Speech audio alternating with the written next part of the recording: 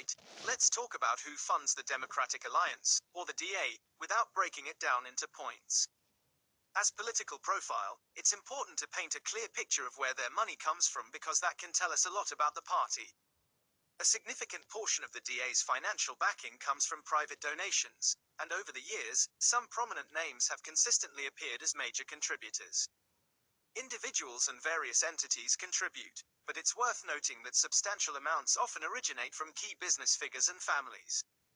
For example, recent disclosures under the Political Party Funding Act have highlighted the significant financial support provided by the Oppenheimer family and Martin Moschel. These large individual donations can form a considerable chunk of the DA's overall private funding, as was the case in the 2021-2022 financial year where these two sources alone accounted for a large percentage of their income.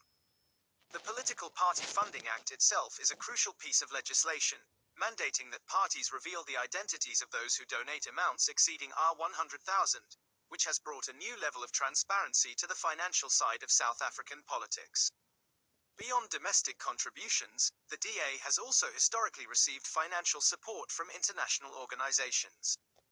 Entities such as the Friedrich Naumann Foundation, which has ties to a political party in Germany, and the Danish Liberal Democracy Program have provided funding and other forms of assistance, like training and workshops.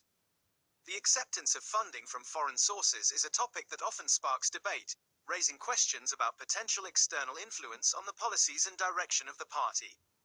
It's a factor that anyone trying to understand the full political profile of a party needs to consider. Finally, like any political party in South Africa that holds representation in the national and provincial legislatures, the DA also benefits from public funding. This comes through the Represented Political Party Fund, which is managed by the Electoral Commission. The aim of this fund is to distribute resources fairly among parties based on their representation.